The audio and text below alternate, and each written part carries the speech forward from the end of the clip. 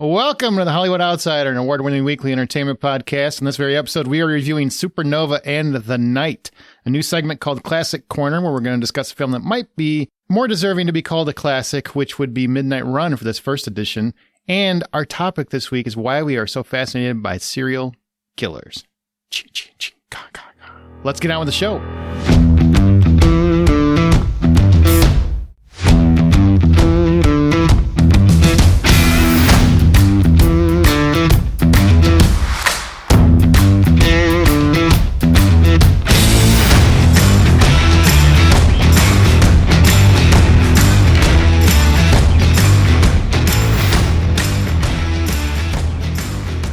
My name is Aaron Peterson. Joining me today are my fellow host, John Davenport.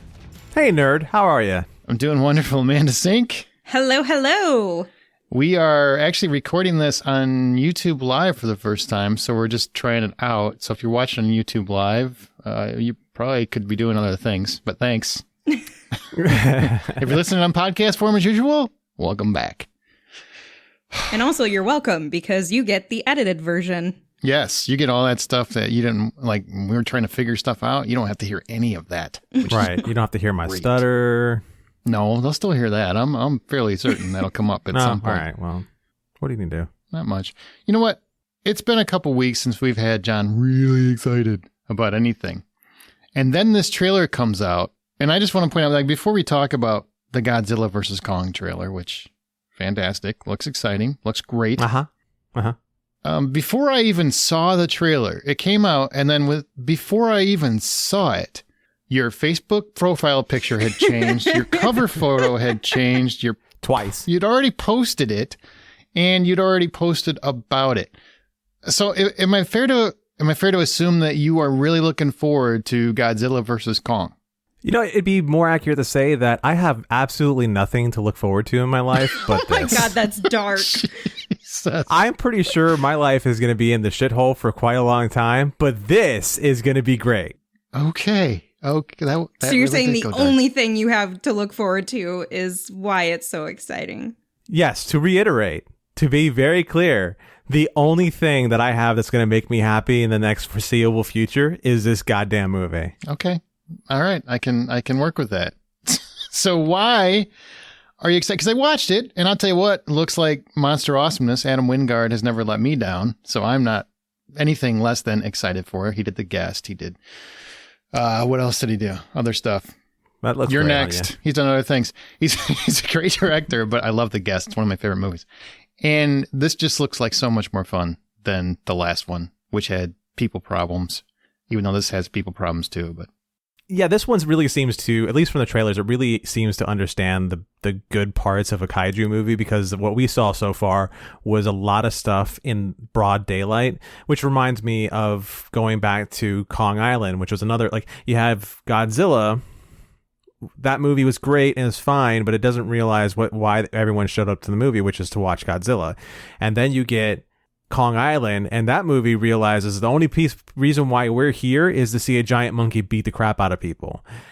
And then we have King of Monsters, which sort of gets it misses it in some spots. We pay a little bit too much attention to people, but this one, like, I'm so excited to see Kong, Godzilla, and I have theories out the wazoo about this one and how it's working. Before you get to your theories, can I ask a legitimate question from somebody who's more of a novice and a purveyor of Kong than a aficionado of Kong and Godzilla? All right.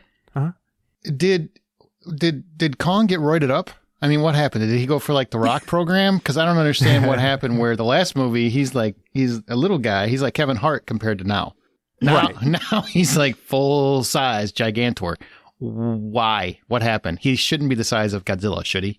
Is he on stilts? No, he should be. What they explained on Kong Island, when they found the graveyard of the Kong's parents, like, those were giant-sized Kong creatures, and they were even larger than what Kong was as he's kind of like strolling around being King Kong. And John C. Reilly even says at one point in the movie, is like, hey, he's still growing, he's still kind of a kid, and you know, once he's big enough, he's going to be able to take care of us from these skull crawlers, is what we're calling those monsters. So you're talking, that was 1960s, I believe. So from the 1960s to 70s, wasn't it? 70s?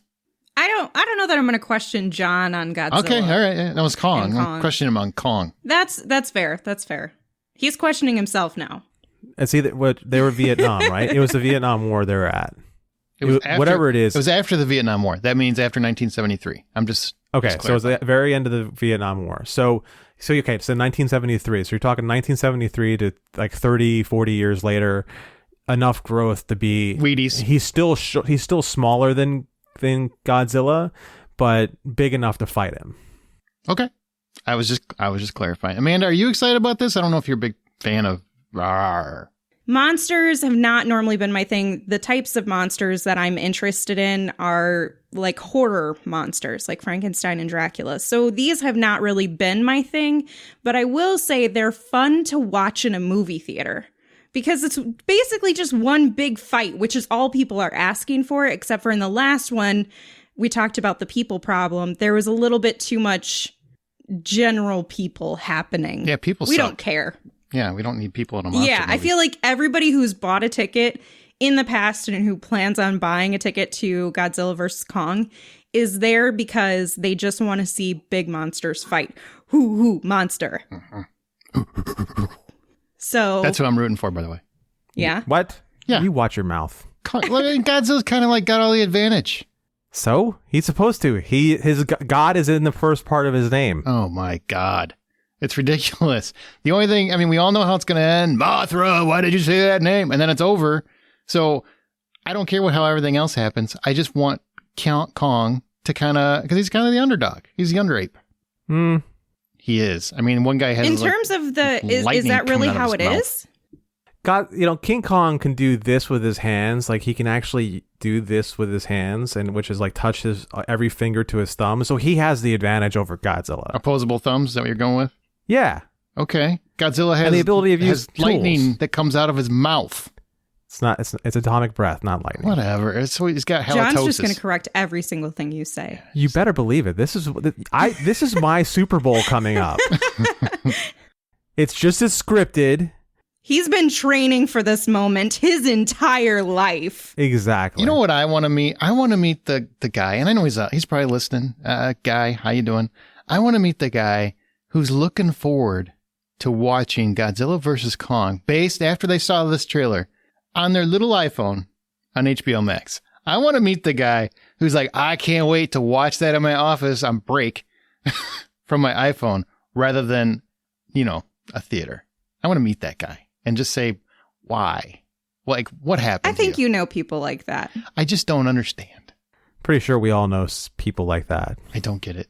Like, I don't know about you, Jem. I am going to find a theater, and I will I will be safe, take precautions, everything else, but I'm going to see that in a movie theater. If I had to drive, I would do so. Oh, screw that. I'm probably going to lick the seats when I get there just to okay, make sure disgusting. it's worth it. I'm going to be like, I better get COVID after watching this because my life isn't going to get much better now. It's just downhill from here. Oh my God. The darkness. I don't know what to do after that. Should we fly to Florida and give him a hug? No! Oh my gosh. No, he does not want hugs. Don't touch me. Well, I'm glad that you're excited. I think that's March 31st, I do believe. So I do believe. And they moved that one up. It's one of the rare movies moved up in schedule as opposed to backwards. Whew. Which is a nice segue to our news roundup for the week. This is everything that happened in the world of entertainment over the past week. We haven't done this one in about a month because we've been doing other stuff. Like not caring. Yeah, I didn't care. But listeners care because they always don't want you to quit. So here's what's coming out or what's happened in news over the past week. The Blacklist just earned a season 9 renewal. So it's going to literally last forever. I bet you're so excited. Let me finish. Did you cash out on that one yet? Segue. 9 years. Tell the woman who she is. Like, just tell her. Because really, it's getting ridiculous. Okay, that's all I'm going to say about it. This is abuse at this point. It is. I feel personally assaulted at this point. Oh, my goodness. All right. Also, that happened. Spyglass Media and Robert Rodriguez are rebooting the Spy Kids franchise. Lovecraft Country creator Misha Green is going to write and direct the next Tomb Raider film starring Alicia Vikander, which sounds really cool. Woo. Many movies have been delayed over the past week, including No Time to Die, Quiet Place 2, BIOS, and a few others, which is why in last week's episode we talked about all the movies and TV coming out this year, but we left off most of the dates because of that. But like we said, Godzilla vs. Kong moved up, so get excited.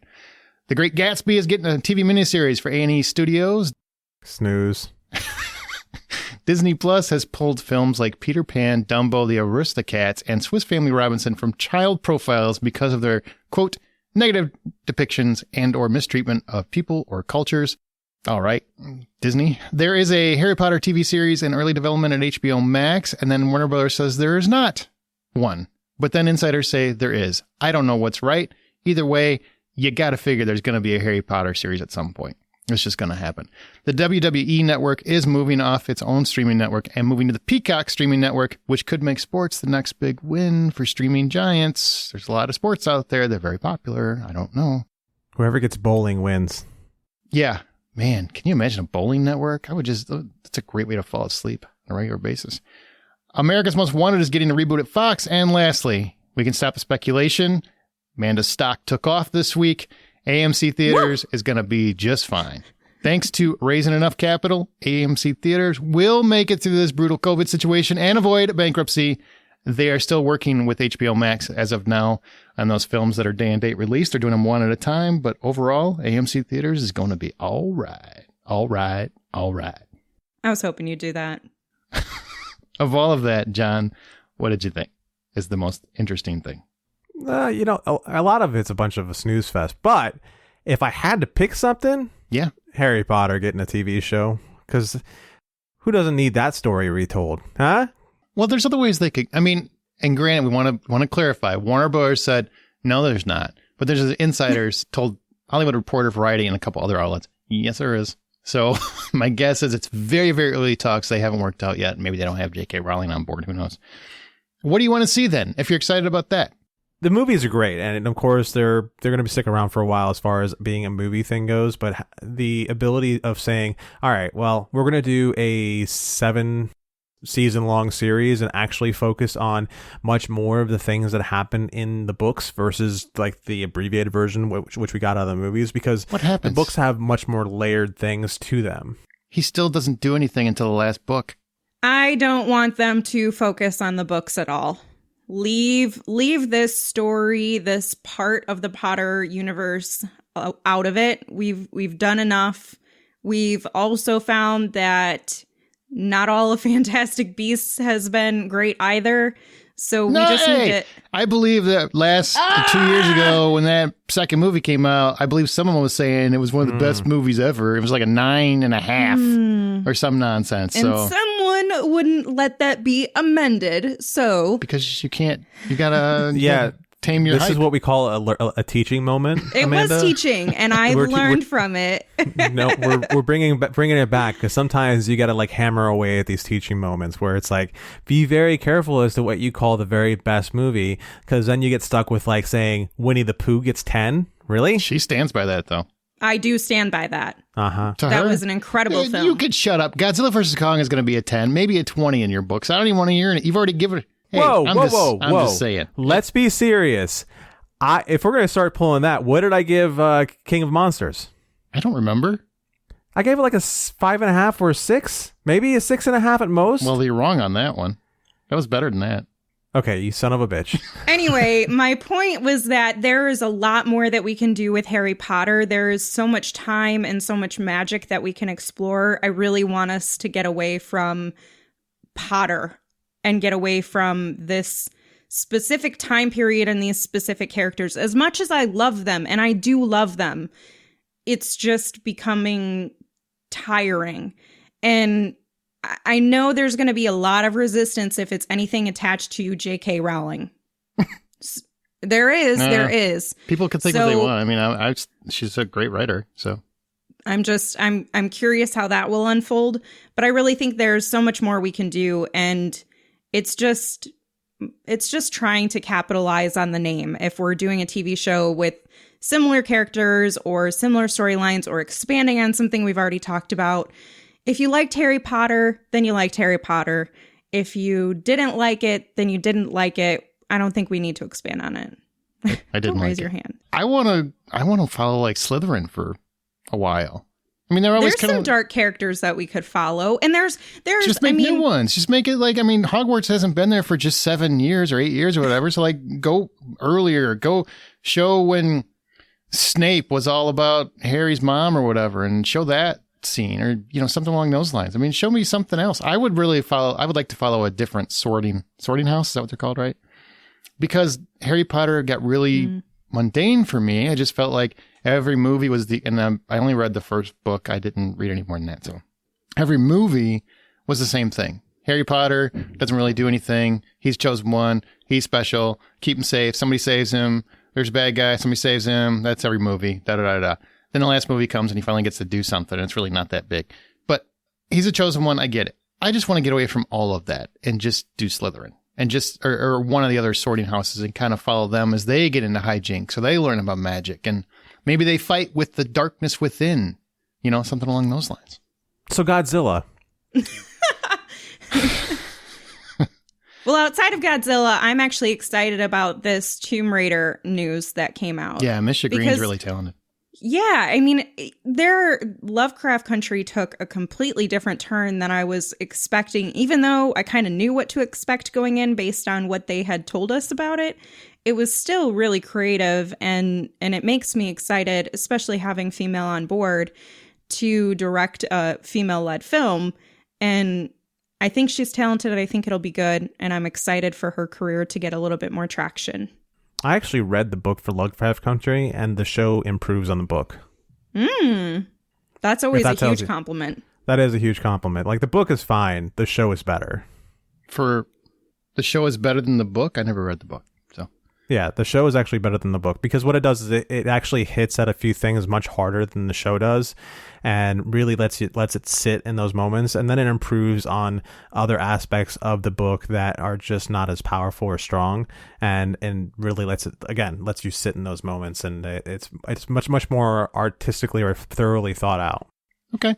Well, there's not a whole lot else. I mean, there's a lot of stuff, but really nothing I get too excited. I think it's weird that Disney Plus is pulling Peter Pan and the Aristocrat. I just let parents parent. It's not your job, Disney, to parent. And I get it. I guess they're doing it to protect themselves, but I don't know. To me, I know parents are petrified of awkward conversations and stuff. I think that's important. I mean, when kids ask you about weird things they see in a movie, that's a great time for a parent to have the conversation about weird things. So, right. Or things that they don't understand, so they think are weird, that aren't necessarily weird. So they see something out of place. So they see, wow, I can't believe that they would actually, put a character in blackface or something like that. That seems wrong to me. And then they go to mom and they ask mom, and then mom can explain that to them. Hopefully mom gives the right answer and doesn't give a really crazy one. But typically that's a great time to have those conversations. I don't see that as a bad thing, personally. The other thing is Disney has something either like a sexual undertone or maybe like a racist undertone or a sexist undertone in almost all of their older films. So at what point are you really going to start like halting? Like, you'd have to do that to the majority of their catalog, especially their older catalog. Or Lion King, when they're just killing everybody and getting eaten by hyenas. In the news that we found out thanks to John about Lion King. I was shook after seeing that. You want to explain it? Because it's audio. All right. So somebody on like TikTok put it together that hyenas actually don't eat lions. So, and the point in which Scar turns on Mufasa and then sends the hyenas to kill Mufasa. Well, the reality of the situation is Mufasa wasn't eaten by the hyenas. What turns out is that who does eat lions are other lions. And there's a point in the movie where Scar is walking around singing a song and everything, and he's playing with a skull, and you realize the skull that he's playing with is a lion skull. It's dark. Who didn't know that, though? Like, I already knew. I didn't know. Me! I did know it was the same. I didn't think so Mufasa. So much of the internet. But it definitely... I mean, pay attention to the movie you're watching. I don't know. I mean, he's playing with a freaking skull. That's an important story point. Apparently, a lot of people did not put that together. That was Mufasa's skull. I didn't think Mufasa's skull, but I definitely thought it's a lion skull because it looks just like a lion. And he's playing with. I thought it was just basically to infer, look how wicked this guy is. He's killed before. Probably should have thought that out a little bit more. I just didn't think it was quick enough for that skull to be licked clean. Leave nothing behind and waste not, want not. Oh, exactly. Okay, well, on that note, remember, you can always find more information at thehollywoodoutsider.com. You can join our Facebook group, or we're on Twitter at @BuyPopcorn. Our show is independently funded, and Patreon does help fans support their favorite podcast. Once you sign up for our Patreon, which is at patreon.com/thehollywoodutsider, you get immediate access to all content in your respective tier, and you get some early content as well. Amanda's doing WandaVision right now. That you'll get that a couple days early. You can get a Bad Movie Night for Mulan. We just talked about that one. And there's some interesting, maybe offensive things said in there. And then we have a bonus episode every month as well. So definitely, there's a lot of content. And shout out to Andrew Jeeves, because he's a longtime listener who just pledged for the entire year. Thank you. Thanks, Andrew. Yeah. What a champion. Hero. Patreon.com/thehollywoodutsider. All right, we've got 2 reviews for movies that are coming out this Friday, January 29th. We're recording this, obviously, before then. Amanda, take it away. The first one is The Night I Saw It, you lead. Yes. So after a night out with friends, an exhausted married couple, Babak, Nita, and their baby take shelter in the grand but eerie Hotel Normandy. Throughout a seemingly endless night, mysterious disturbances ruin their night's rest as Babak and Nita soon realize they're locked in with a malevolent force that hungers for the dark secrets they've kept from one another. Easy for you to say. Easy for me to say. Aaron, sometimes and often horror films are used as an allegory for something else. Is that present in The Night, or is there anything otherwise deeper meaning here? Yeah, but I can't say. Okay. So, I mean, the whole movie is very reminiscent of, and I said this in my written review, which you can find at the site, combination of The Shining and 1408. So a Stephen King concoction in a way. It's really about how these people are trapped by both their own past as well as by this particular hotel, and they have to kind of piece things together if they ever want to hope to escape. And it starts very, very slow and cautiously, but the allegories are very pointed once you get to a certain point in the film. But unfortunately, the beauty of the movie, I think, is watching it unravel, kind of putting the pieces together, seeing if you can figure it out before our characters do, and then realizing that you either nailed it or you got something wrong, and then you get to the ending as well, which is a big, might confuse you, might blow your mind, might see exactly what you thought you wanted to see. In your review, which you so nicely plugged a few minutes ago. You're welcome. You mentioned that there is minimal dialogue in the film, which always is interesting. What do they use as a substitute to draw the viewer's attention? Well, there's a beautiful sound design by Nima Harara. I think I said that right. I really apologize. I could not find a pronunciation for it. But there's beautiful sound design that kind of accentuates the dread, the direness of the situation. And there's still dialogue. It's not like there isn't any. It's just minimal. There's really only 2 characters speaking for the most part. A couple supporting characters pop up here and there, but they're pivotal to the plot that I'm really big on not spoiling stuff. And it's mostly in Iranian or Farsi, which I thought was fantastic because often, it's a U.S. production, and I think it's the first U.S. production that's been allowed to screen in Iran in 40 years, which, is worth being commended. But it's primarily in Farsi. So you've got a large portion of the film in this where you actually have the lead character speaking Farsi. And why that is interesting to me, why I think that's important, is because too often in films like this where you have a couple that are of the same culture, the same nationality, ethnicity, whatever, and they speak a different language than English, they always talk to each other in English but with an accent. And it drives me crazy because, like I've said many times, my wife is a different ethnicity than mine, and she speaks fluent Spanish. But when she's around her family, she always speaks Spanish because that's primarily what they use. So in movies, it always bugs me. It's like, you're doing that for our benefit, but that's not true to character. And here they really stayed true to character in that respect. I like that a lot. So in your review, you also mentioned, you commended the two lead performances and the director being Karash Ahari, and the two leads being Shabab Hussain and, now I'm going to mess this all up because I already did the two, Nuisha Jafarian. Mm-hmm. And between the director and the two leads, which you commended both of them, which is more of a standout, the director's take on the film or the two leads' performances? I think the performances are really what sells it. Director does a great job. Ahari does a great job of building atmosphere. There's a lot, like I said, there's a lot of sound design. There's a lot of pounding shocks. There's atmospheric changes. There's he's not afraid to let a scene play out, which I really appreciate in any kind of psychological thriller, where it will hang longingly on a character's face while things build behind them, around them. Maybe you hear noises outside of them, those kinds of scares. I really appreciate that.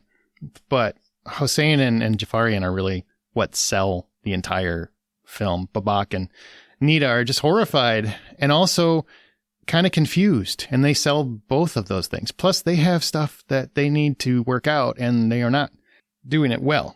So as we kind of find them trying to work those things out and trying to figure out what's going on, their characters go up and down in terms of psychosis, which is, I think, they're wonderful. So if the full price of admission for the night were $10, what are you giving this film? I give this one $6. Okay. Yep. All right. Supernova is one that Amanda saw. This is our second review. And then we're going to move to our topic this week. But Colin Firth stars as Sam and Stanley Tucci stars as Tusker. I just love that name. I don't know why. They're a couple that are traveling across England in their old RV to visit friends, family, and places from their past.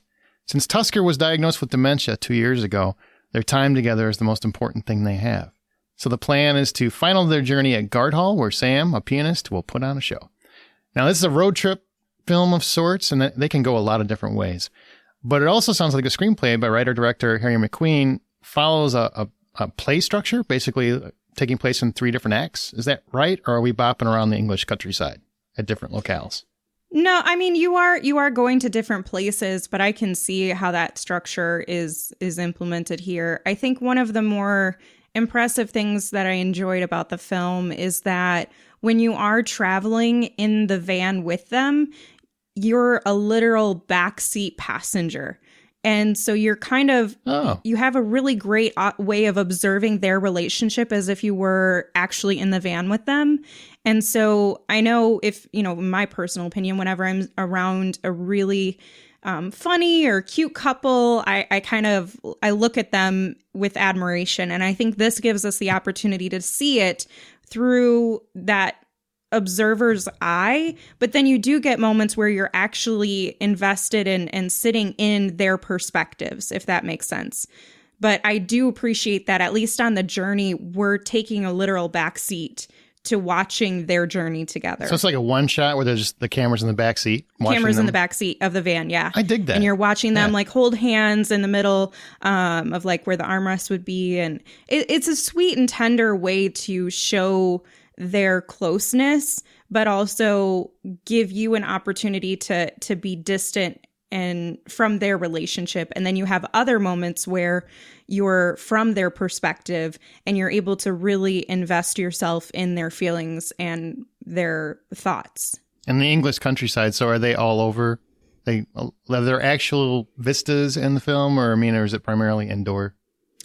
So you see a lot of outdoor landscape, but there are scenes where you're going inside because they're visiting with friends and family. Gotcha. So there's a nice combination of the outside travel and what they're seeing in the world, but then sometimes they're eating somewhere or they're going to visit their friends and family and some different things occur. So you get a nice combination of what a real road trip would be. It's a combination of the two things.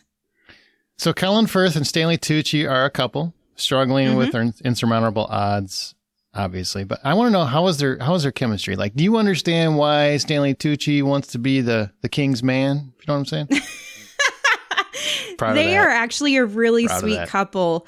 They reminded me of two friends of mine that are a couple, and just in terms of their mannerisms and the way that they interact with each other, a lot of the moments, the special moments they share together are very real world couple things, like sharing a very small bed and one person is like, I don't have any room. I'm like sitting on the edge of the bed. And then the other person's like, me too. But they have like 4 inches they could scoot over on. Oh, yeah. And then the other person falls off the bed. Selfish sons of bitches. Yeah.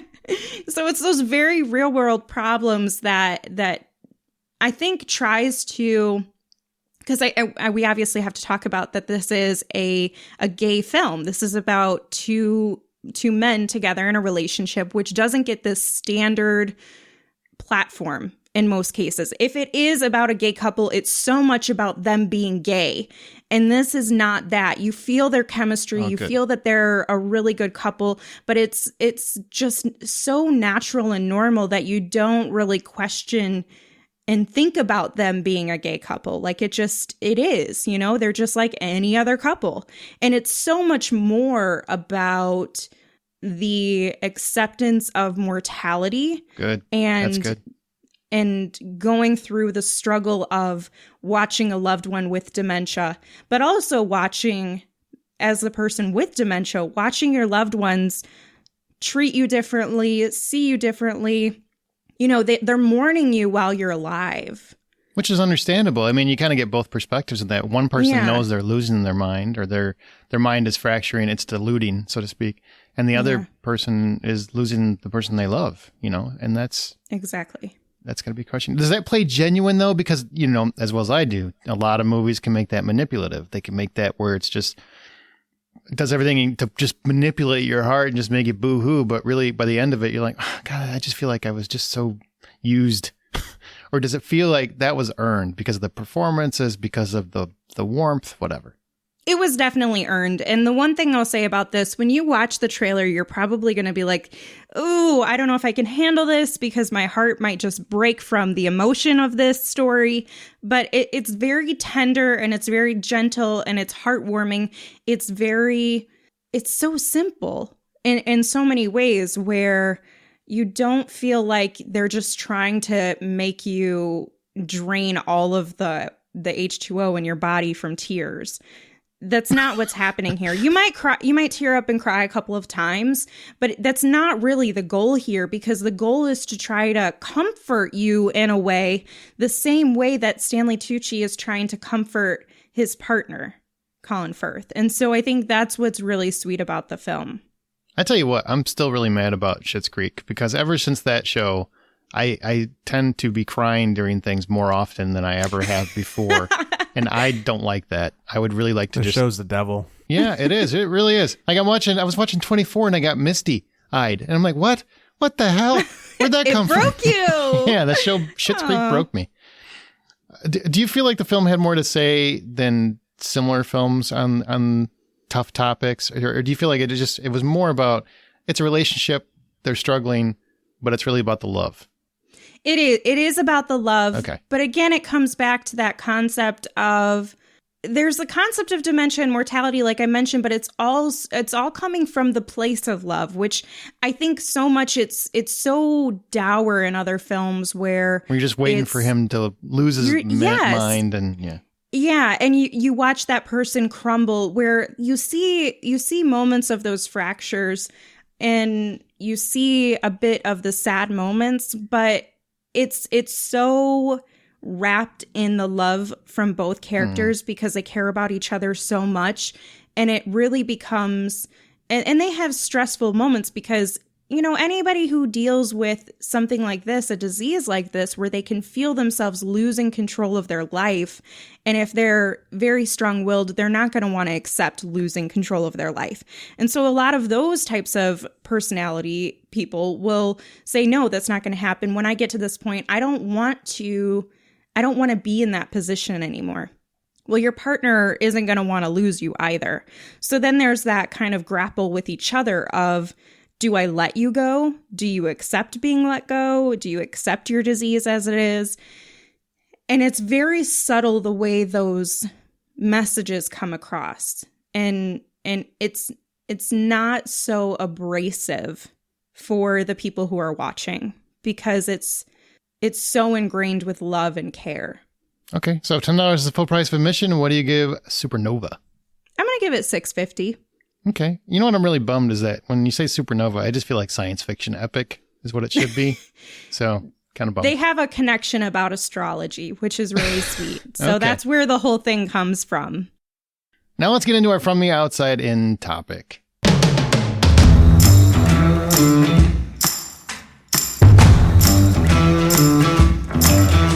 Serial killers. That's what we're talking about. Serial killers. People that kill lots of other people. With the little things coming out, we thought it would be interesting to ask why are we fascinated by people who kill other people in film and TV, both fiction and reality. So what is it about serial killers, John, that fascinates you personally? You love true crime and you love thrillers. What is it about serial killers specifically that fascinates you? It's something that speaks to the human condition. Like, we are the only creatures on this planet that live for scaring each other. You don't see raccoons jump out from behind the trees and be like, ha! Look, it's me, Bob. And like, oh my God, Bob. Woo! You got me there. You got me again. You got me again. Oh, man. Woo, that's so funny. It's so fucking funny, you asshole. You don't, like, that doesn't happen in wildlife. So and if it does happen, then somebody's dying. But in real life, it's something that we can't help but look at. It's like, why can't we just drive by a car accident without looking for the head that's rolling down the side of the street? Wow, I'm getting really dark about this. We're awful people, is what we are, is what you're saying. Yeah, we really are. We really must see some death and destruction, and it makes us feel better on some sort of weird connection. Yeah. You know, I think there is something absolutely, and it's more fiction, because I feel differently with fiction than I do with like reality. When I'm watching true crime, I am disgusted. I'm disturbed. I'm horrified. Oftentimes I have to stop because I listen to true crime a lot on my runs, or I'll listen to a documentary on Netflix and just listen to it as I run, kind of thing. And that will make me stop. I have to stop because I will get so just upset or angry or whatever. But when I'm watching a movie, I'm fascinated. Absolutely fascinated that, like, I'm captivated about a person who is killing repeatedly and they're always taunting the police. So part of me wants to see if I can figure it out before the movie tells me who, because, you know, it's usually somebody that you've already met, like somebody who's hidden in the crowd. So it's also kind of a mystery. And it's fascinating to me. Like, why do you do it? It's the psychology of it. You know, Amanda, you have a bachelor's in psychology. I'm just throw that out there. You love to tell people. I'm tell everybody too. I didn't know I do, but okay. Here, let me pick this up for you. You just dropped it. Why do you get fascinated with that? Because I would think at some point you've been studying it for so long. Don't you just not want anything to do with it? No. In a fictional standpoint, because I'm sure so much of it is like, oh God, that's not real psychology. Yeah, I mean, I don't have the same true crime galore that a lot of people do now. Like, it is very trendy to be in and listening to true crime podcasts because you have to know all about it. The things that I guess I would say I'm not on board with are the ones that just try to make it too fun. And that's not a stab at anyone in particular. It's just... I don't think that that's necessarily why we shouldn't be glamorizing true crime in general. I don't like and when so they joke making about it. fun with it, even if it's just in a podcast or a YouTube channel or something, that rubs me the wrong way. But I think it's just like John said, it's human nature for us to have that curiosity, because so much of our lives are spent trying to make sense of the world, make sense of our experiences, make sense of each other's minds and feelings. And some of us are maybe over analytical in terms of those things. So when you don't comprehend why something has happened, how someone could think so differently than you or be so differently than you or anything you've experienced, your mind has a hard time trying to come to terms and understand it. And so that's really what the driving factor is curiosity. You know, you want to learn more, you want to understand them, you want to know how they could do something so brutal and vicious, because that's not, quote unquote, how humans are built. Well, I disagree with that. I think it's completely how humans are built. That's a whole debate. Is some people don't believe that, but there are a lot of, just casual viewers who think of the brutality of murder as something that's so immoral and outside of the realm of natural human nature that it has to come from either a break in their mental state or something from their environment that has influenced them that way. And in some cases it is, but in some cases it's not. A theory that I'm playing with in my head right at the moment is that through the 70s, 80s, 90s, the aughts, and a good chunk of the 2010s, there is a good amount of glamorizing serial killers, whether it's in news, documentary, and movies, whatever you want to pull out. There's always this glamorizing about this man, this hunter of men who goes out and he overwhelms people and he outsmarts the police. But recently, what I really started to enjoy is seeing what those people are really like. There's the Ted Bundy thing that came out last year or the year before, where it shows that Ted Bundy was just somebody who was ultimately really lucky, and that's all it really was. Because when he was his back up against the wall, he was a problem for himself. And it's amazing to see that he was able to even function to the level he was, because he couldn't get out of his own way as far as how just obvious there was something wrong with him. Yeah, but I don't know if this is comfortable or sad or just wrong to say, but I get fascinated, and not in a good way. It's not something where I'm like, oh, that's really cool, I'm going to learn how to do.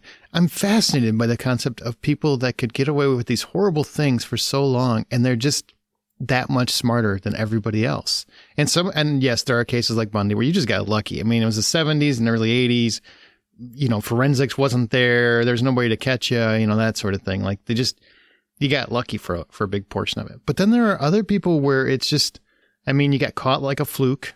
Son of Sam, Night Stalker, complete fluke, mistake. And then there's people like Golden State Killer. That guy did get away with it for 30, 40 years. And he, did 60, 70 horrible acts to 60, 70 different people and never got caught. There's something about that, because I think we're all afraid of it, right? I remember growing up, nobody ever had that fear. That's when really serial killers started to become seemingly prominent, was like the 70s and the 80s. That's really when they started popping up for whatever the reasons are. Maybe it's cultural evolution, whatever. What's that? Lead paint. Could be lead paint, microwaves. You don't know what happened. You just don't know. Lead and gasoline. Frozen pizza peaked, So there's a lot of things that could have driven it. We don't know. But that seems to be when they were really starting to spike. There was so much anger in the world, and it just spiraled into these people that were doing these monstrous things. And it became absolutely captivating and fascinating, while also despicable, but really captivating. I remember when Ted Bundy got caught, and then they made a miniseries, because Mark Harmon was in that miniseries. I think it was The Deliberate Stranger, if I remember that right. And I watched it with my mom. My mom, she's knee deep in psychology too. Psychology is a thing around here in the Chicago area. And watching that with someone who appreciated that and understood that was a fascinating dynamic. But at the same time, we're both watching it with that guy's kind of cool. And not in the he's cool because he's a killer. It's he seems like a cool person. How could he possibly do those things? And that's when you get even more fascinated. You're like, why would that guy, handsome, seemed to have everything going for him. He had an Ivy League college or whatever. He was fine. His life was going to be just fine. And he just had this urge to kill people. Why?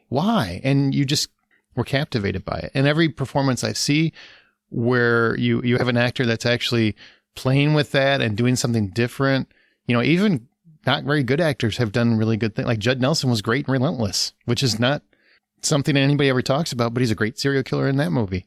It's a fascinating thing. And I wish to God I could explain it, because it's probably horrible that you feel that, or that I feel that way. Well, that speaks to the interest of mystery for you specifically. Yeah, I love to know. I love to know. You're intrigued by trying to put the pieces together and solve the puzzle. Whereas other people might not be as fascinated with trying to figure out who the killer is and beat the police investigation, or, you know, make sure you can sort it out in your mind, almost like a challenge. Other people are innately interested in learning something that they didn't know. And when it comes to true crime, you learn so much. You learn about humans, you learn about relationships, you learn about, you know, safeguards in your home and stuff. You learn about police investigation procedures. You learn about so much. And when you have that much to explore and your mind can continue to go down this rabbit hole, it's really hard to stop that. And especially when we don't have usually very clear and concise answers to it. So it's still kind of like left open as a mystery. Even with all of the serial killers that have been caught and they've established their reasons, there's still so many lingering questions. You know, even if it's about, were there people that weren't found that they murdered or raped or whatever. Right? They're not going to own up to everything. Some of them do because how many you got? 16? I killed 16. Crazy. Yeah.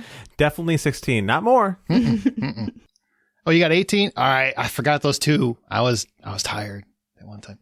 Do you guys have a memory of a fictional one? I don't mean, you know, a true crime one. A fictional portrayal of a serial killer where it haunted you after you saw it, or bothered you, got under your skin. For example, you know, everybody talks about Silence of the Lambs and Hannibal Lecter, right? Everybody talks about Hannibal Lecter. He's great, which he is.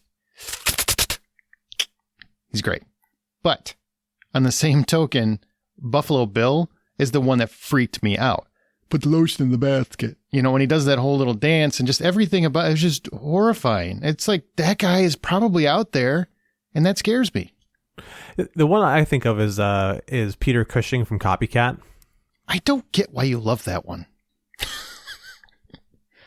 Maybe it's because he's so normal. Maybe that's what it is. That's exactly right. Okay. That's what makes him such a problem. He's, you know, the actor himself is actually somewhat of an attractive guy. He is able to blend into a situation. And then as you're watching the movie, you realize he's kind of everywhere in her life, and you don't pay attention to it the first time. Yeah.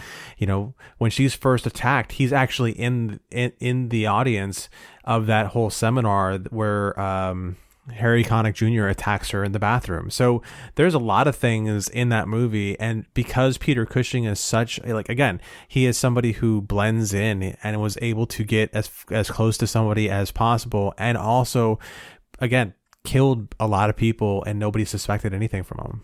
I wouldn't say that this one haunted me, but it did sit with me because it was more...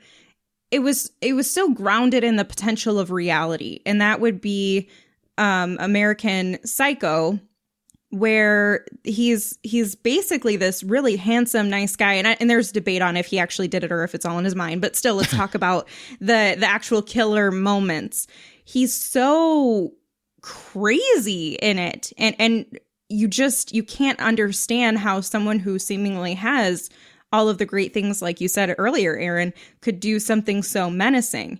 And that one sits with me more so because I know there have been real serial killers in the United States that have been those handsome, charming guys and have murdered and hurt many people because people were unsuspecting. Yeah. And so those are the ones that are really more scary to me than the gruesome faced ones or something. It's the people that I could see working at the bank or living next door or, you know, the mailman or something. Just obscure, normal people that you wouldn't typically picture to be a murderer. Hey, so I just want to cut in on something real quick that she said. Patrick Bateman from American Psycho. Handsome? Yes. Successful? Yes. Nice? No. Okay, no, he was, he was, but he still had a level of charm to him when he wanted something. I guess he was kind of smarmy and just so full of himself. He was not a nice guy. But there were when that movie came out, that was the thing. Women loved men that were a little bit full of themselves and had a level of arrogance. Handsome, power broker, confident. Yeah, he was a popular figure. gross. I just want to make sure we all understand he wasn't nice. I just want to make sure we all understand that. Can you really suspend disbelief to picture like a rich, successful executive, killing somebody to get ahead? I don't doubt that, especially with Huey Lewis blaring in the background. I have no doubts this happens. None. Yeah, definitely. Yeah, and somebody covers it up.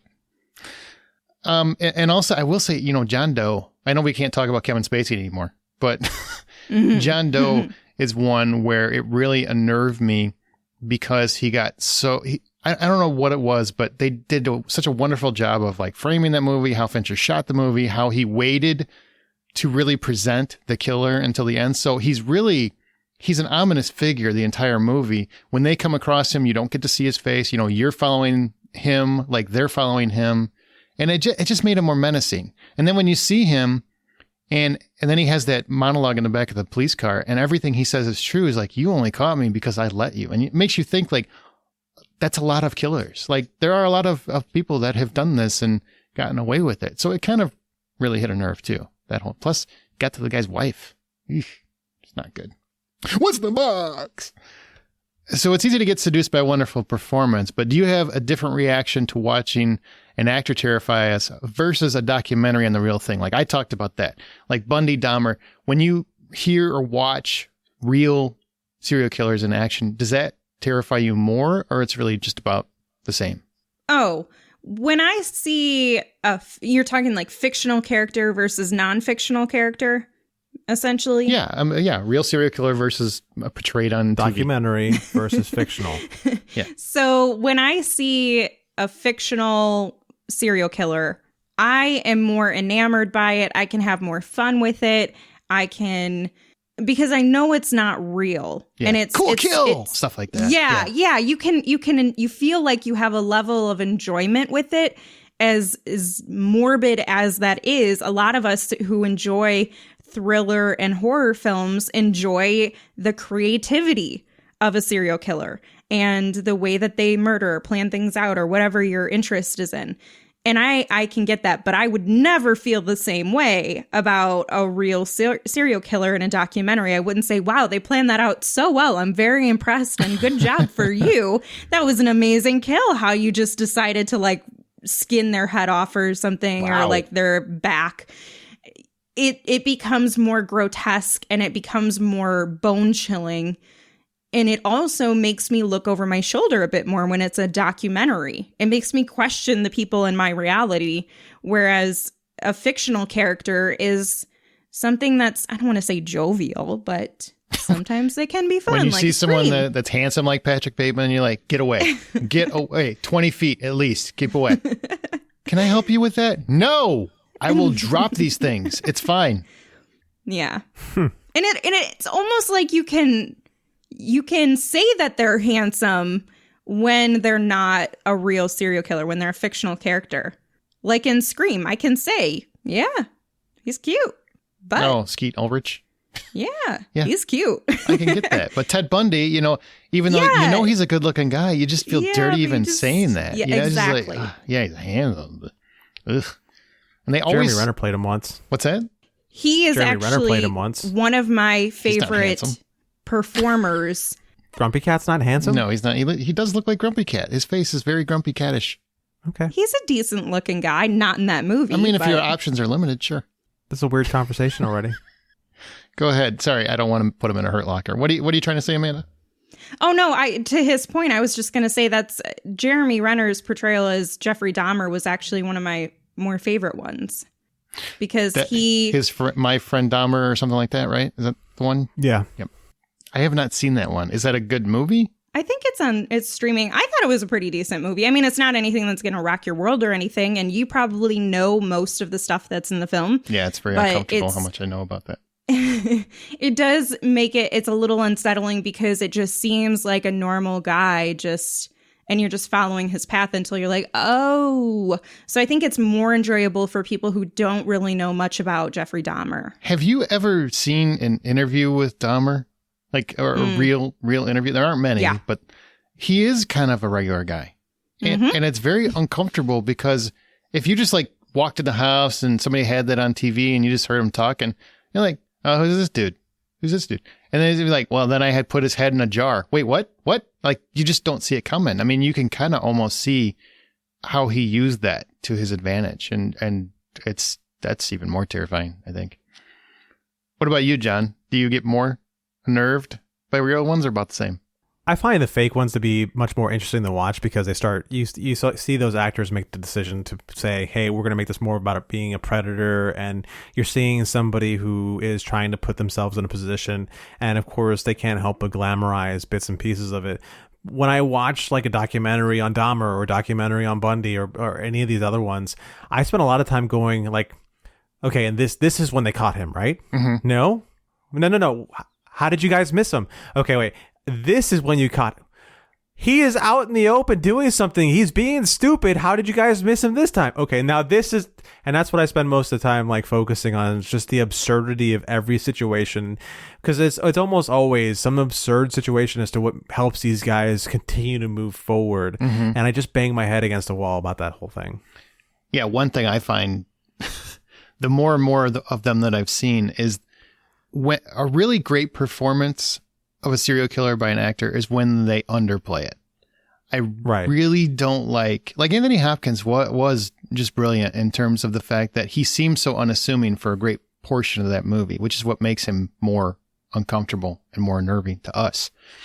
Right. But most actors would overplay that. I would actually say, Brian Cox in Manhunter does a completely different take, but a very similar take on how he underplays Hannibal Lecter in Manhunter. And anytime an actor does that, to me, that feels like, okay, that's more what a serial killer is like, because they're not making bold choices. They're not making bright mistakes that should be caught, because they're being so dramatic, or they're making an obvious slip up or something like that. Because an actor has a tendency to want to go big in these kinds of roles. Well, even Mads Mikkelsen, the same character, but he was nearly superhuman when Mads Mikkelsen was playing him. Oh my God. And I can't, this bugs me, right? This is a legitimate criticism about every serial killer movie that does this. When they constantly drop their little hints to that they're a killer, like, oh no, what are we having for dinner? I bet you taste marvelous. Stuff like that. Just random nonsense like that. A real serial killer would do everything they could to mask that, because they've been practicing. So to me, that just screams lazy writing. And it feels like, okay, you're trying to hint to the audience that, ooh, maybe they're going to catch him. I don't like it. I just don't like that aspect. No. Right. But real ones can terrify me. Some of them I'm just like, wow, you're so dumb. I don't know how you got that far. Like, because Ted Bundy is an idiot. Like, when you really watch the documentary, you kind of feel like you're a lucky idiot. Oh, all of them are lucky idiots. Dahmer was another case of poor kid got away from Dahmer. Cops caught the kid. Oh, that's a horrible story. And Dahmer shows up, and the kid's all got a drill bit sticking out of his head and everything. And Dahmer's like, "Oh, my boyfriend and I were having a fight," and the cops were like, "Ooh, let the gay guys walk away while we don't touch it and get the gay on us." That guy should have been charged. By the way, the cop should have been. Mm-hmm. Yeah, he should have been. That's a whole different story. But in terms of watching the real ones, like I just watched the Night Stalker documentary on Netflix, and they do a really good job because they kind of keep the actual killer until the very last episode, and it's really horrifying. Like he's one of the most uncomfortable serial killers in history, just because of how unempathetic he is as a character. He just loved the attention, and then the women that were just throwing themselves at him, I'm just like, what? I don't get that. That's a weird thing. The guy had a graveyard for a mouth. Oh my God, he's horrible. He opened his mouth and you would literally be terrified. It's not a matter of braces. He needs an entire mouth. Just get a new mouth. Yeah. But when his mouth's closed, he's kind of a handsome guy from afar, I would say. I mean, maybe he has an allure, I think, to him. But as soon as he opens his mouth, the frickin' devil, just terrifying. Whew. All right. So what stands out to you? We talked about a few of them, but what stands out to you as your other favorite performances in serial killer films and television? The first one I can think of off the top of my head is Dan Stevens in The Guest. Yeah, I guess he would be a serial killer, right? Yeah, he was. Yeah. He went from house to house. He took over lives and he lied to them. And again, as somebody who's very unassuming and getting himself into, into stuff. And he's one of those charming monsters that is hard to get away from. That bar scene when he beats the shit out of those kids. Yeah. One of my favorite movie scenes in the last 20 years, sincerely. Because it's just he's so charming and then he just beats the shit out of everybody. Yeah. Another one that really pops to mind is Charlize Theron in Monster. Oh, great one. The Eileen Wuornos story. Yep. Great one. Oh my God. Like, it's so hard to watch that movie and go, that's Charlize Theron, because she completely disappears into that role. And she, anything you know about looking at her being one of the most beautiful women in Hollywood, when you see her in that role, you're just like, what am I looking at? Because that's all her. What that reminded me, like her performance was so raw. It reminded me a lot of like Henry Rooker and Henry. Did you ever see Henry? I don't know if you ever saw that one, but I don't know if I did either. I don't think so. Henry Rooker played a serial killer. It's called Henry, Portrait of a Serial Killer. Very disturbing movie. Her Monster, kind of similar, but but Michael Rooker just looks like Michael Rooker. So the transformation for him is, it's like literally one step. He just walked in the door. Right. Hers is about 48 steps to get from what she looks like to make herself look like that horrible, horrible person. She deserved the Oscar for sure. Yeah, she really did. She was amazing. And then finally, again, like I already mentioned him once, but William McNamara's Peter Cushing from Copycat. Again, I think he's pretty great just because he's really what a serial killer is. All right. Amanda, what do you got? One from television that's popped into my mind, and it's a more recent one, is Martin Whitley from Prodigal Son, played by Martin Sheen. Oh, he's so good in that. I just watched the episode today. On my lunch, I was watching that. That's so good. Yeah, I really, really like the way he portrays his character because he has a level of it's just some sort of dynamic that he has where he has compassion and love for his children, but he also aches for them to be different, but he also really likes when they're murderers or they do something bad, and it's some way for them to bond. And he is very satisfied killing people, and he's feels glory in the fact that he knows he's good at that.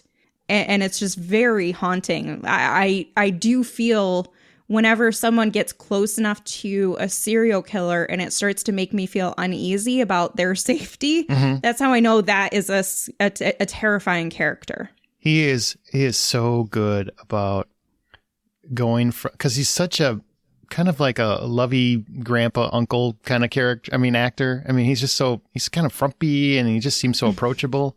But when he snaps in that show, he doesn't do it very often in that show, but when he snaps, it is horrifying. Like, he's so good. He is so good. Yeah. What else you got? What about Dexter? I mean, you're a huge Dexter fan.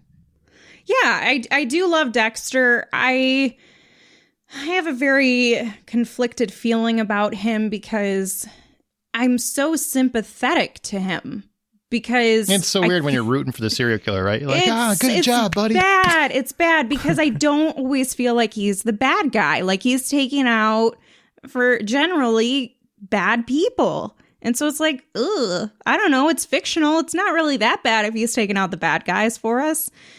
But I don't know. I mean, as a serial killer and his techniques and everything about him, I think he is what we all envision a well-rounded serial killer to be. You know, he has everything that's pristine. He has a process. He knows to clean up. He knows how to handle everything, and he'll dismember you and nobody will find you. And that's what we envision when we think about a successful serial killer. I don't know if I just want to point out the phrase well-rounded serial killer was uttered. I know. Somebody is going to just make my life. I remember that quote. In that show when he killed, what was the character's name? Dokes? Was that his name? And oh, God. The cop. And surprise, motherfucker. Yeah. And you're like rooting for Dexter. And it's the worst thing ever. He's like, oh, man, I hope you get him, Dexter. And then you're like, wait, but he's actually in the complete right. Dokes is absolutely 100% in the right. Why am I rooting for the awful serial killer? But Michael C. Hall, just, man, he is so good in that role. He really, really is. Yep. It's perfect for him. There's another one who we don't have confirmation is classified as a serial killer, only a murderer at this point, but I have a feeling this person has at least gone on, it's a fictional character, has gone on to be a serial killer, and that is Amy from Gone Girl.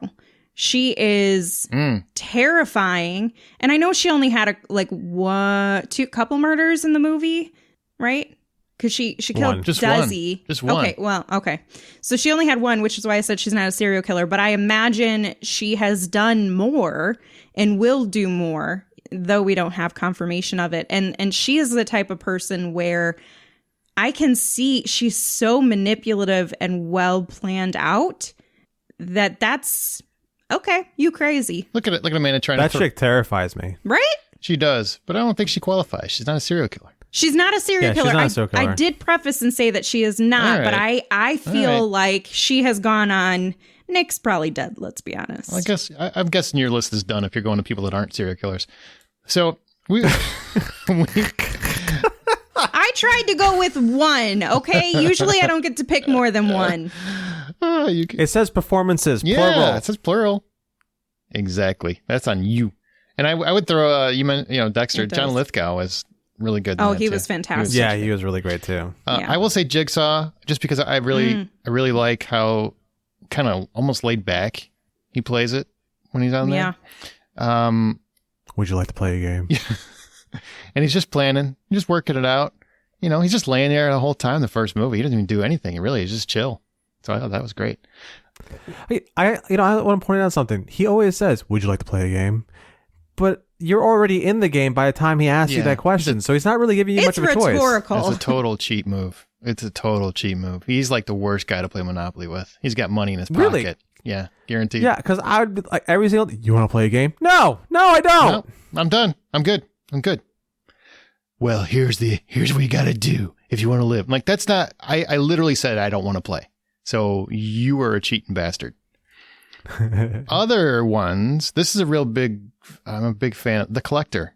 I don't know if you guys have seen it, but there's Bone Collector, huh? No, not The Bone Collector. The Collector. Yeah. It's totally different movie. That's the one, and there's a sequel called The Collection. But the first one's The Collector, and it's basically a burglar breaks into a house, and when he gets in, he finds out that there's a serial killer already in the house, and he has to decide if he can get the people that are in there out safely, or if he just saves his own ass before the serial killer finds him. And both movies are, I love them to death. Like, they're fun little thrillers that nobody talks about, but I absolutely love those movies. And he's a great serial killer because it scares the shit out of me every time he comes on screen. So check that one out if you can find it, The Collector. Norman Bates, obvious one. And then lastly, it's an older movie, Robert Mitchum's Harry Powell and the Night of the Hunter. Just a really great classic serial killer. So those are mine. Do you guys have a favorite documentary in this subject? That's a little harder of a question, I think. I think most recently, my favorite documentary is Don't Fuck with Cats. Oh, that was so disturbing. Oh, yeah. That was excellent. Good choice. Yeah. There's a lot of reasons why it's great. The killer himself isn't the reason why it's great, but the process in which they went through in catching him and how they peeled that onion is really interesting to pay attention to. How the social media and stuff helped them catch him. Yep. Yeah. Yeah. Oh, that was disturbing. I will say, it's you don't know who the killers are often, but well, no, because it's not serial killer. That's just murderers. That's different. I'm sorry. No, it's okay. Well, I'm glad we're here to have you talk yourself out of that. I know. I was like, wait a second. They're going to tell me that doesn't qualify, and then I'm just going to have to backtrack anyway. I'll give you a real documentary. This is The Zodiac. It's about the Zodiac killer. Find it, watch it. Oh, that's another good serial killer movie. Fascinatingly detailed. Movie's very good, too. But there's a movie called The Town That Dreaded Sundown. And it's shot like a documentary, but it's not. But much of it is real, but also there's stuff that's not. So it's like real facts and it's fictional. And it's like this hodgepodge of a film that kind of comes across a little bit like Texas Chainsaw Massacre, and that it's meant to be real gritty and realistic in many ways. It's not technically a documentary, but there's a lot of real truths in there. But it horrified me as a kid. absolutely horrified me because most of what happens in there is true. And that's just one that came to mind. What do you got for listener comments? Tori Melching, she says, I find them fascinating, what makes them become one, how they got away with it, then usually how they got caught. Floppy disk? Did they stop between killings? And if so, why? It's like a puzzle that will never be solved, just more pieces added. It's like a puzzle inside of an enigma, inside of a riddle puzzle. Made of human flesh. Made of human flesh. And teeth. Baby teeth. Lauren Thomas Williams says Mads' Hannibal was one of his favorites. Ruth Wilson's Alice from Luther. Stanley Tucci in The Lovely Bones. Paul Dano in The Prisoners. He wasn't a serial killer, but Robin Williams in 1 Hour Photo. These are all his favorite performances, and these are really great ones, Lovely especially the Robin Bones. Williams one. Lovely Bones is a good one. And Prisoners. I mean, Paul Dano's he is a good actor. I wish more people would appreciate him for what he does because he's got some good stuff. Jennifer Miller, trying to understand the psychology between them or behind them and how they deviated so far from society, yet somehow they often go unnoticed. And I do want to mention Stefan. He said, I guess it's about understanding what makes them tick. Also, as a movie, with right direction, chasing a serial killer on the silver screen is something intense and scary at the same time. Agreed. All right, what do we got for upcoming releases? We've got some good stuff. The Little Things is coming to theaters and HBO Max on January 29th. Deputy Sheriff Joe Deacon joins forces with Sergeant Jim Baxter to search for a serial killer who's terrorizing Los Angeles. As they track the culprit, Baxter is unaware that the investigation is dredging up echoes of Deke's past, uncovering disturbing secrets that could threaten more than his case. Following that, we have Palmer on Apple TV Plus. To the pi, to the square root, to the whatever nerdy thing that Apple TV needs to put behind their logo. This is also on the 29th. An ex-convict strikes up a friendship with a boy from a troubled home. This is directed by Fisher Stevens, which is actually a really cool pull for a director.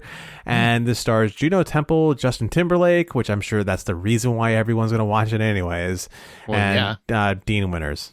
Yeah, and I didn't mention it's Denzel Washington, Jared Leto, and Rami Malek and Little Things. Did you say that? I don't know if you did. I did not say that. Yeah. No, I didn't. But, you know, they're definitely a reason to go watch that. But Justin Timberlake, as he's playing like a real character and it's down and dirty, yeah, I'll check it out. I mean, hopefully he does a song at some point, but...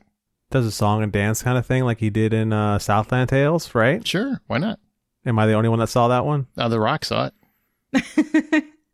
That was a great Rock performance. Also on the 29th, we have Finding Ohana coming to Netflix. A summer in rural Oahu takes an exciting turn for two Brooklyn-raised siblings when a journal pointing to long-lost treasure sets them on an epic adventure with new friends and leads them to reconnect with their Hawaiian heritage.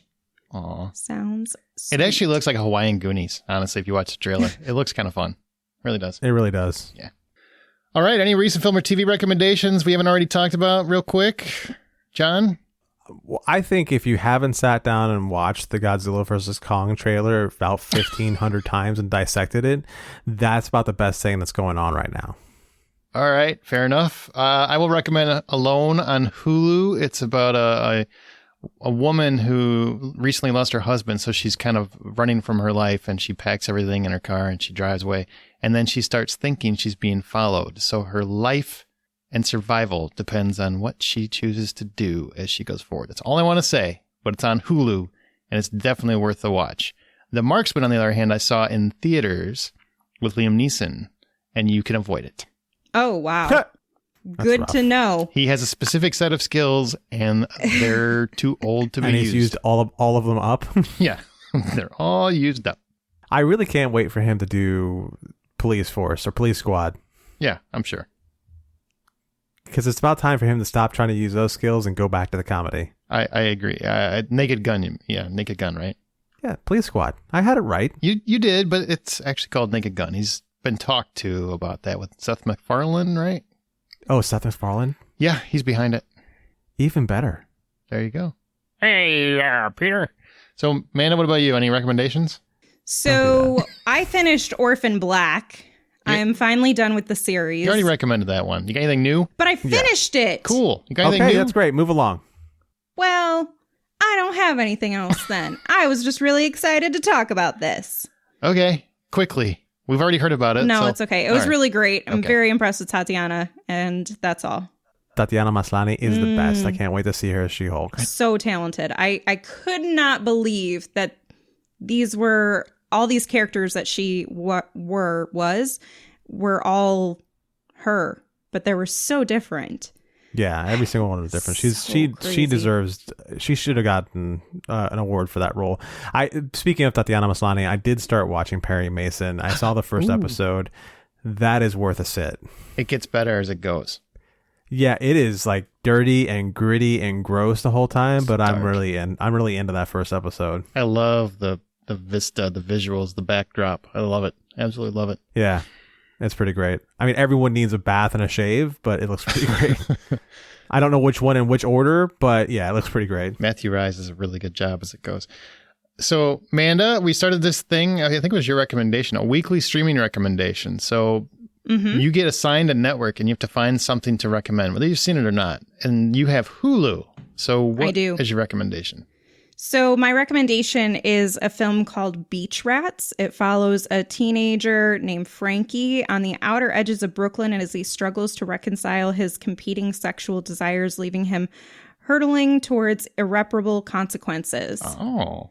Yeah, it's honestly, the performances were pretty good. The story was really interesting. And if you're one who is maybe drawn to that inner complexity of trying to find yourself and accept yourself, and especially when it comes to an LGBTQ story, this is not like Supernova where it's very overt. It is so much about him trying to accept himself and I guess even figure out if he is gay, because that is something he's contending with. And he has a woman that he's trying to make a relationship work with, and it's just seeming really difficult for him. And so it's him trying to come out to himself, basically. Beach Rats? Beach Rats. It's only a couple years old. We're moving to Classic Corner. But first, we want to say, share your thoughts on this episode or anything else in our Facebook group or on Twitter @BuyPopcorn. Our site is thehollywoodoutsiders.com.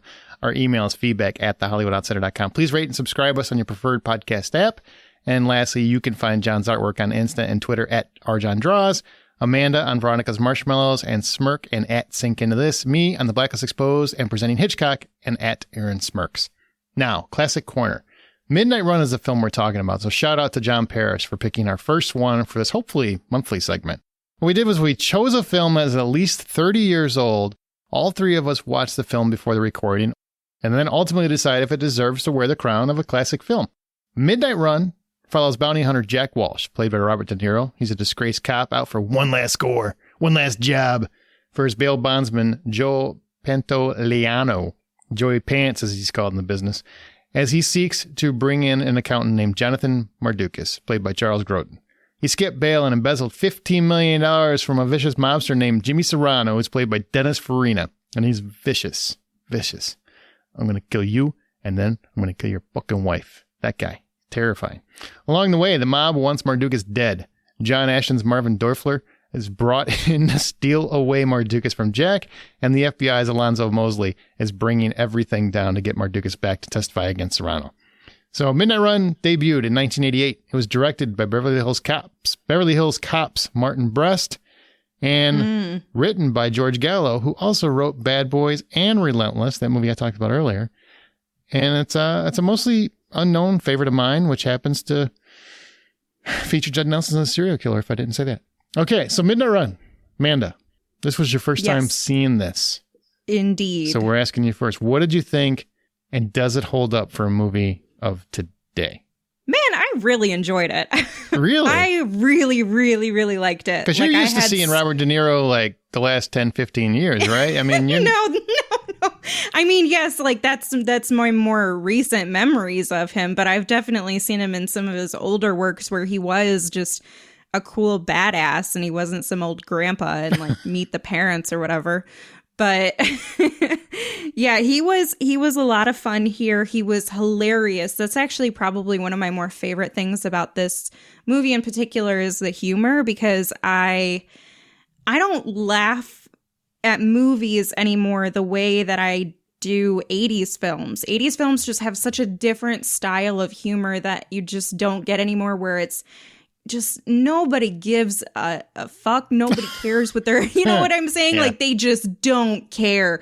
And he is just so brash and just says what's on his mind and doesn't care about anything other than his end goal. And it's a fairly simple story that gets a little bit messy, and it's fun along the way. So There's a couple nice chickens back there, Jack. That's so funny. John, what do you think? Do you think this movie holds up for you? To some degree, it does really still hold up for me. It got like the relationship aspect of it. It really plays out much more like a love story than it does anything else. You know, guy meets guy. You know, they don't like each other. They start to build a respect for each other, and then guy has to let guy go because he starts to really care about him and wants to see him continue to live and be free. And like it's kind of a beautiful story that way. Well, when you put it that way. Mm-hmm. Am I wrong? No, she's not at all, which is why I said like it is okay, fine, you sold me. It's a romance. You know, it's the kind of thing in like guy friendship that like some people may really need in their life, where it's just a mutual respect is built off of life experiences, and it's just great. The film itself really does take its time with everything, which is something that movies these days don't do. Like, it was a good 20 minutes before we saw Charles Grodin, and that's fine, and that's okay. It lets us sit with our primary character or our first primary character for long enough to get to understand why we shouldn't like him but should like him both at the same time. And then Charles Grodin's there to be able to carry the movie. Grodin. Huh? You keep saying Grobin. It's Grodin. Grodin. I've heard it both ways. No, you haven't, but go ahead. Whatever. He has when he's speaking. He hears it the other way. Right. When I say it, I hear it the wrong way. Anywho, like, he's able to carry the movie for the majority as far as being able to allow for the comedy and allow for the fun, and his just delivery of being kind of quirky and dry at the same time was awesome. He's so dry. So the thing I love about his sense of humor, and De Niro is great. Like, I mean, this was like picture-esque De Niro for the 80s, because he was totally riffing off his own characters. I mean, because he had played so many just dark, gritty guys. So the idea that he was making this guy who would make jokes randomly, but it was mostly just yelling, you know, and he was just, will you start by shutting up? Just stuff like that. And he's just constantly yelling at everybody. But Grodin is so dry, so completely dry throughout the entire movie. And I think he only has a couple scenes where he actually gets animated. The one where he's on the plane. These things go down, they can't go up. You know, it's a fantastic scene. But most of it, he's just playing dry, and he's just getting under Jack's skin throughout the entire movie, which completely works for me on every level. Because I already know you for all of 2 minutes, and I already don't like you. Gee, thanks. I like you too. I really like you. It's so funny. Just so funny. So yeah, to me, it definitely holds up. I was actually kind of surprised how well it holds up. I watched it with my wife, and she had never seen it, surprisingly. And she said she loved it. She just thought it was a great movie. It's so fun. To me, this is like classic 80s. All the way. Yeah, all the way. Yeah, all the way. Just everything about it. But it also, I mean, because Martin Brest directed it, he also did Beverly Hills Cop. It's a very similar feel in terms of the action comedy. I mean, it's not quite as outlandish because you don't have the Eddie Murphy. I mean, De Niro is no Eddie Murphy in terms of comedy. Right. But they play with what works. They make a really fun buddy action comedy that really works. And I feel like there's real stakes in it, which matters. You know, I really feel like at the end, you know, you kind of get how much De Niro has come to appreciate this guy, because the whole reason he does it, he's not doing it to save his ass, because he's an honorable guy. He's not trying to go to Serrano. He's trying to get Serrano, sure, but he knows if he doesn't make that deal right then, that Mardukas is probably going to die. So he's trying to do, like, the whole movie, he's frustrated that his whole life was screwed up because of this Jimmy Serrano, but he is, in a way, trying to do right in many aspects. And it doesn't until like close to the end where he starts seeing maybe his code isn't what it should be. And Grodin kind of brings it out in him. So it's a good buddy flick because they both grow. they both develop as characters. And the moment with his family where his daughter comes outside, I was like, God. oh, it was so sweet and sad. Offers to give the money, and he doesn't take it. Thank God. He doesn't take it. Yeah. If you could see any two actors from today play these roles and be the exact same movie, who would it be? Well, Ryan Reynolds would be Charles Grodin. That's exactly what I was going to say. That's exactly what I was going to say. I mean, I feel like that's a no-brainer. God. I'm feeling Bradley Cooper. He's not gritty enough. No. I don't think he's gritty. I mean, that's your choice. Sure, I could see it, but not gritty enough for me. I don't know. You know what? You know what would be fun? Hugh Jackman, Ryan Reynolds. Jackman that would be that. fantastic. Okay, but Hugh Jackman's less gritty than... You're out of your gourd, man. He can play gritty as... Did you see Prisoners? He'll be fine. Yeah, I saw And they rub on each other really well. Well, wait, what? Really? Well, okay. What that's just not what I happened? meant. I want to see a video of that. Or Jake Gyllenhaal. I mean, everybody here's a Gyllenhaal fan. I could see that. Yeah. All right, Jake Gyllenhaal, that would work too. Yeah. I love that we all agreed on Ryan Reynolds from the get-go, though. There's nobody else that does that kind of comedy anymore, like he does. Yeah. Like, nobody is better at dry wit than Ryan Reynolds. Nobody, currently. Yeah. The only person who can out Charles Grodin would be Ryan Reynolds. And Reynolds is probably quicker. I think Grodin is better at completely dry, though. I mean, he can play dry. I mean, it's just, it's amazing how straight he keeps his face when he's saying some of the stuff he says. What about... Let's get back on this movie. Hold on. We're not remaking this movie right. Hold on. What about, and you're going to know his name because I'm not going to know his name, and I should, the main actor from Justified. Timothy Olyphant. Timothy off with his pants? Off with his pants. Timothy Olyphant and Ryan Reynolds would be a lot of fun. Awesome. Let's go back to this movie. Sorry. Do you feel like this movie is a classic? Why or why not? I guess is the question I'm asking. Yes, I do think it's a classic. I think it's an underknown, a lesser known, a not as well known classic, though, because I don't hear people talking about this film that much. Maybe they did back when it came out. I'm not really sure because I wasn't alive. Right, but I'm not trying to cut you off. I'm just trying to clarify. By cutting her off. By cutting her off, absolutely. I'm going to mansplain. So what I'm trying to say is take apart what other people think of it. Do you think it deserves to be considered a classic, despite what anyone else if you would have let thinks? me finish, I would have gotten there. All right.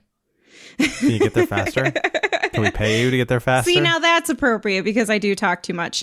You can pay me to do a lot of things, and that's one of them. So, yes, I think it's a classic personally. It has all of the particulars from the 80s that everyone enjoys, and it has still in its own way a unique story. And I think that's kind of what holds it up. And the comedy hasn't gone by the wayside throughout the years. It still holds up. The movie itself still holds up. It's got a lot of really great moments, and it doesn't take too long to find some enjoyability in it. Yes, but there's not enough words left that Amanda hasn't used to explain why. I didn't use that many. So mean. You're so mean. Go back to watching your Godzilla bullshit. Oh, right. Yes, it does. In fact, it's really hard for me because I would already consider it one, but I realized, when I've been talking to people about this movie that I am alone often. A lot of people have never even heard of this movie. So it deserves to be considered a classic, I think. There are so many movies that I feel people consider classics from the same era that I don't understand. So this to me deserves to definitely be. It's one of the best action comedies of the entire decade of the 80s. The thing for me, it left me wanting to watch more movies like it. Yeah. Yep. And the 80s had a lot of give them. me some more suggestions of films like this because these are the types some of the types of 80 movies I like. Did he really go and just watch Godzilla? Because you told me to? Oh, I'm sorry. I was watching the Godzilla trailer. You have a problem. Is now not the time to do it? No. Now's not the time. You just almost made him fly to Florida and cut your head off. I am going to serial killer your ass. Recommendation: Stakeout, 48 Hours. This one, obviously, Tango and Cash. Those are some. There you go. There's a few. The 80s had great buddy comedies. Mm-hmm.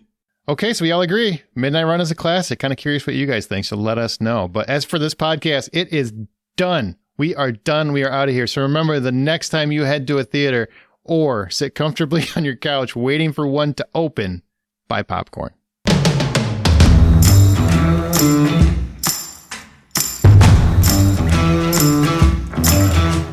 Yeah, big old monster movies have not been my thing. Like kaiju monsters have not normally been my thing. Your microphone is, just so you know, you got to put your microphone. You're not talking into it. Sorry, live people. Let me get closer. You don't have to get closer. Just talk at it. Okay, well, I can only put it so far in front of me. All right, all the way in your face. That's what they want to see. Yeah, just get up in here. You're good. Go ahead. No, we're going to get this, Aaron. Move it up a little bit. No, just the microphone towards your face. That you don't have to hide. It's literally like, hey, I can't. There are people watching this. There's 2 fingers between me and the microphone. I don't know why it's a shocker. Ew. Don't make it weird.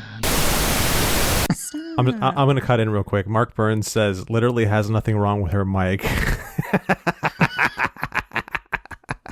And we spent like 10 minutes with her fussing with her mic. Who said this? Mark Burns. Hey, Mark Burns, I edit. I'm telling you, there was something. You just don't know. And now I got to write this down, Mark Burns, because now I got to edit this. So technically, it cost me twice.